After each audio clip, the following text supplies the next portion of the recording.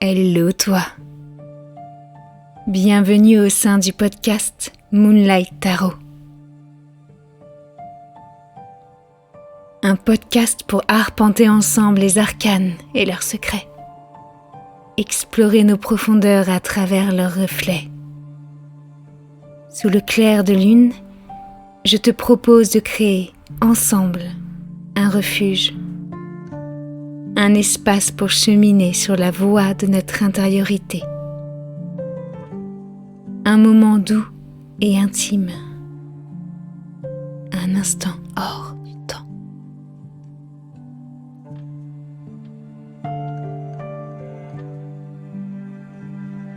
Aujourd'hui, faufilons-nous discrètement dans l'antre du hiérophante. L'heure est à l'étude.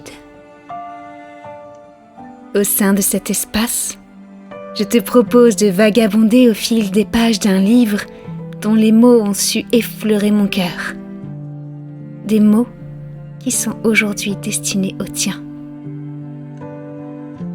Tels des ouvrages sacrés, nous étudierons chaque histoire sous le prisme du tarot. À chaque auteur, un nouvel enseignant, et à chaque récit, une compréhension qui s'étend. Alors, comment vais-je procéder ? L'idée est d'associer les grandes thématiques, les situations et les personnages aux cartes du tarot. Le hiérophante t'ouvre les portes de sa bibliothèque sacrée.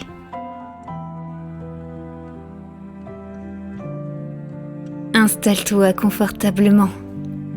Prends une petite couverture et un bon chocolat chaud. Ton tarot à tes côtés. Il est temps de débuter.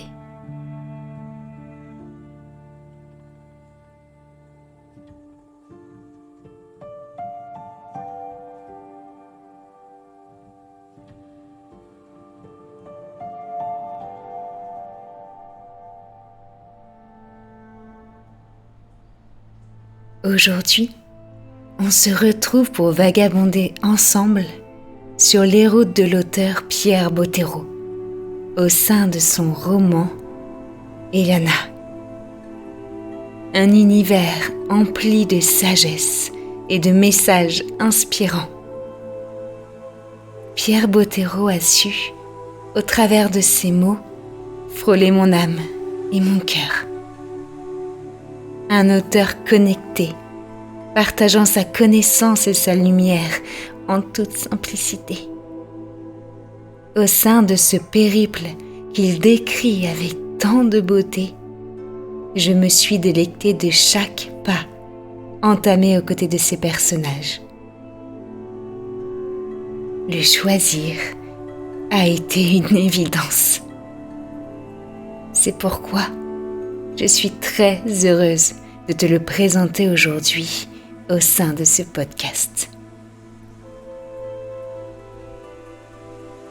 Aujourd'hui, c'est le tout premier chapitre d'Elana que j'ai choisi d'étudier à l'aide de mes arcanes. Le livre débute sur les routes de Gwendalavir, lors d'un périple entamé par la famille d'Elana. L'on découvre au sein de ce chapitre que 12 familles ont récemment quitté Alvar afin de prendre la route et de trouver un nouvel endroit pour vivre. Portés par leur désir de construire leur communauté, comme nous le décrit Pierre Bottero au travers de ces quelques lignes. Il y avait 12 chariots, 12 familles, résolues à s'implanter dans une des régions les moins sûres de l'Empire. Parmi ces 12 familles, celle des Chaldains, au sein de laquelle Elana, son père Omael et sa mère Isaïa. Alors qu'Elana questionne ses parents sur la raison pour laquelle les nuages ne vont pas dans le même sens qu'eux, sa mère, Isaïa, lui répond avec douceur Nous allons vers le nord parce que nous cherchons une terre où nous établir.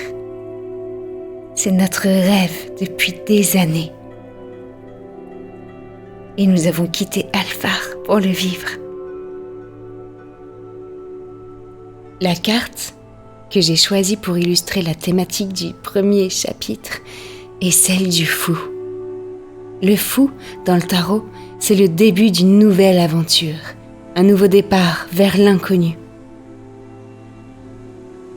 À l'image de cette carte, ces 12 familles ont décidé de tout quitter pour se lancer dans un périple porté par leur foi et unies par leur même soif de liberté. Une folie qui questionne Omael, le père d'Elana, lorsqu'il se retrouve seul à flâner le long de ses pensées sous le ciel étoilé. N'était-ce pas folie de quitter la sécurité de la ville pour se lancer dans une telle aventure ? Se demande-t-il. Le grand saut. C'est ainsi que je perçois ce premier chapitre.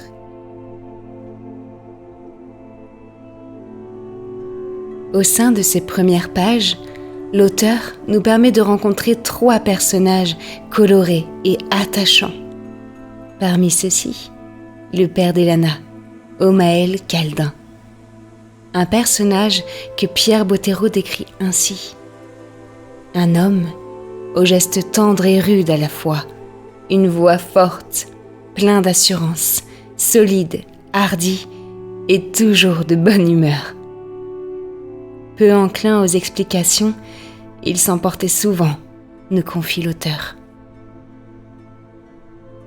Il nous ouvre les portes de l'intimité de ce personnage en nous révélant qu'Elana et Isaiah sont sa seule faiblesse. Sa seule faiblesse et sa vraie force.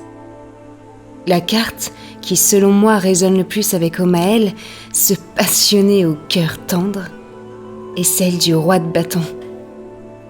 Le roi de bâton, c'est le leader incarné. Il sait ce qu'il veut et agit dans le monde pour le réaliser. C'est un homme courageux, empli d'énergie et de confiance. Au travers de ces premières pages, Omael nous dévoile ô combien il vit l'amour pour sa famille avec passion. Pierre Bottero nous le souffle à travers ces mots. Le cœur d'Omael accéléra, comme à chaque fois qu'il réalisait à quel point il les aimait. Omael n'existait que parce qu'elle existait. À ses côtés, la mère d'Elana, Isaiah, nous dévoile des couleurs fondamentalement différentes. Les mots de l'auteur nous la décrivent ainsi. L'opposé de son époux et son parfait complément. L'amour que l'on découvre entre ces 2 personnages est lumineux et inspirant. Une rencontre de 2 cœurs qui décident de cheminer et d'avancer ensemble, main dans la main et âme liée. Un partage qui se fonde sur le respect, l'harmonie. Une relation d'âme-sœur, connectée par l'amour inconditionnel. Un couple qui m'inspire la carte du 2 de coupe. Isaiah se contentait de sourire et Omael se calmait, comme par enchantement. L'on découvre 2 êtres qui se portent et se comprennent au-delà des mots. Comme si elle avait perçu son trouble, Isaiah se serra contre Omael et son angoisse se dissipa. Il était heureux, formidablement heureux. Lorsqu'Isaiah nous apparaît au sein de ce roman pour la toute première fois, l'auteur lui donne ses premières couleurs en la décrivant ainsi. Fine, légère, toute de douceur et d'intuition. Elle symbolise, selon moi, une magnifique reine de coupe. L'on découvre au sein du premier chapitre une femme et mère pleine de sensibilité, à l'écoute de ses émotions, mais aussi de celles de sa fille et de l'homme qu'elle aime. La reine de coupe dans le tarot représente la sensibilité, l'empathie, l'intuition et la compréhension profonde. C'est une personne au grand cœur, capable de trouver les mots justes et de comprendre ceux qui l'entourent. Sa simple présence crée harmonie et fluidité. Isaiah en est la plus parfaite incarnation au sein de ce chapitre. Une femme connectée et spirituelle. Les hommes sont comme les nuages, confie-t-elle à Elana. Leur vent à eux est 1000 fois plus fort que celui qui souffle là-haut. Ces quelques mots d'Isaiah nous dévoilent sa croyance selon laquelle chacun de nous est porté par un destin. Une jolie métaphore que l'on pourrait associer à la carte de la haute fortune, qu'en penses-tu ? Elle soulève l'idée, de par cette révélation, que l'homme, avec un grand H, n'a pas réellement de libre arbitre. Une notion qui déplaît fortement à la jeune Elana, qui lui répond après une intense réflexion : « J'aime pas qu'on me pousse en cachette. » Une réponse qui dévoile d'ores et déjà le fort besoin de liberté d'Elana, une quête qu'elle mènera durant tout son périple. Elana, dernier membre de la famille Kaldin et non des moindres, puisqu'il s'agit de l'héroïne de cette épopée. Un petit bout de femme, âgée d'à peine 5 ans et des poussières. On découvre les premiers traits de ce personnage passionnant dès les premières lignes. Pierre Bottero peint son portrait avec tendresse de par ces quelques mots. Éveillée et têtue, elle ne cédait que lorsqu'elle comprenait. Et elle voulait tout comprendre. Le récit débute sur l'un de ces questionnements qui teinte déjà ce livre de douceur et de poésie. « Pourquoi les nuages vont dans un sens et nous dans l'autre ?» demande Elana. C'est à la lumière de cette toute première question d'Elana que l'on découvre une enfant curieuse, à l'écoute du monde qui l'entoure. Une question à laquelle son père, Omaël, n'aura pas su répondre. Illustrant plus encore son petit caractère et son besoin de compréhension, Pierre Bottero nous confie qu'elle adorait son père, mais elle aimait moins qu'il ne réponde jamais à ses questions. La carte que j'ai choisie pour représenter la jeune Elana est celle du valet d'épée. Le valet, dans le tarot, représente souvent la jeunesse, celui ou celle qui a besoin d'apprendre. Le valet d'épée, en lien avec son élément, représente le mental, les idées, la raison, la compréhension. Il est celui qui découvre quelque chose du domaine de l'idée, une façon de penser, une information, un message. Le valet, ou page d'épée selon les jeux de tarot, est une personne honnête et perspicace. C'est un personnage qui apprend par une observation fine. Le Wild and No Tarot décrit ce personnage ainsi. Il semblerait presque qu'elle ne cesse jamais de regarder. Une carte qui dévoile une Elana au regard vif, tranchant, franche et pleine d'énergie. Lors de ce premier chapitre, on se délecte de cette présentation de la famille Kaldin. Un portrait de famille qui scintille de bonheur. Ces premières pages nous plonge dans leurs liens tendres et colorés d'amour et de douceur. L'on plonge avec eux dans cette harmonie parfaite qu'ils ont construite ensemble. Partage, écoute, compréhension, amour, respect. Si l'on devait choisir une carte de tarot pour illustrer ce moment qu'il nous offre avec authenticité, ce serait celle du 10 de coupe. Une carte qui représente la famille heureuse et idéale, le bonheur à l'état pur. Le 10 de coupe symbolise le fait d'être entouré par ceux que l'on aime et qui nous aiment en retour. La fin de ce premier chapitre en dépeint le tableau. Un tableau que l'on pourrait peindre afin d'illustrer cette lumineuse carte qu'est le 10 de coupe. Je te propose de rejoindre Gwendalavir quelques instants et de partager plus encore l'intimité de ces personnages. Ferme les yeux. Tu te trouves désormais en pleine forêt. Le silence règne aux alentours. Seul le feu crépitant interrompt la symphonie muette de cette douce soirée. Tu observes, à quelques pas de toi, le passionné Omael, allongé sur le dos sous le ciel sombre et étoilé de la nuit qui s'est dévoilée. Il contemple la voûte céleste et son infinité.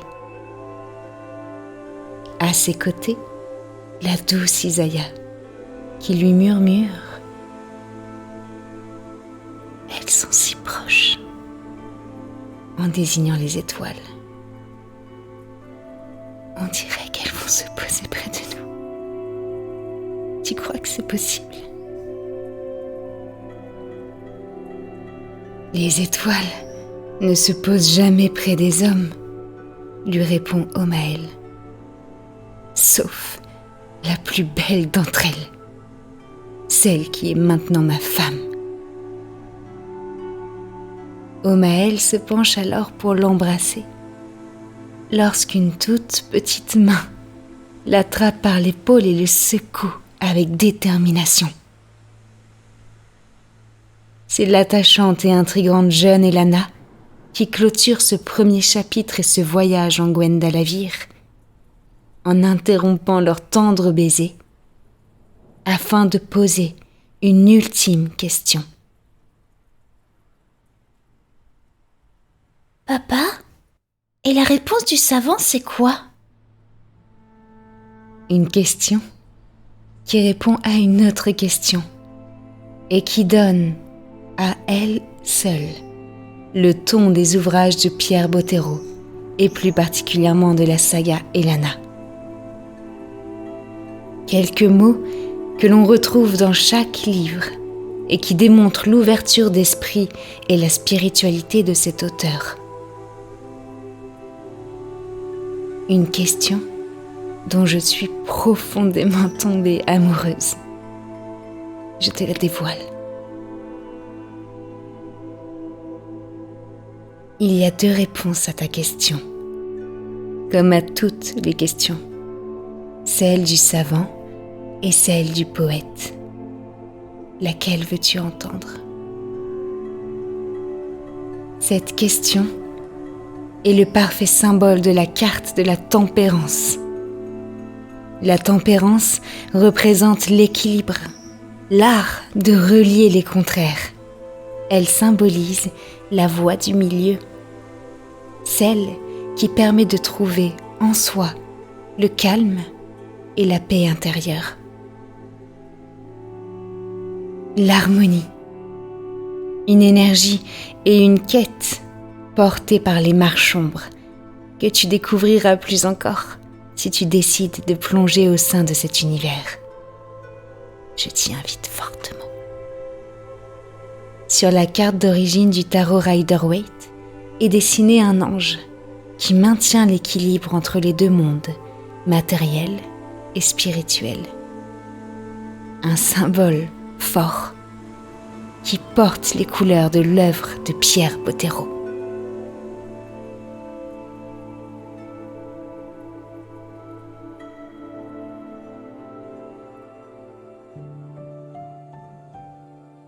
Notre exploration tarologique se termine ici. Merci à toi d'avoir écouté cet épisode. Bien sûr, chacun possède sa vision et sa vérité. Celle-ci est la mienne. Ces mots sont ceux que j'ai posés sur ma lecture de cette carte. Ils dévoilent le lien que j'ai créé et ressenti avec le tarot. Ces mots sont ceux qui ont résonné en moi lors de mon exploration personnelle. Une aventure riche que je t'invite à entamer de ton côté, si cela vibre en toi. Tu peux d'ailleurs me partager ta vision, si le cœur t'en dit. Sur ces mots, ce podcast s'achève. On se retrouve très bientôt sous le clair de lune.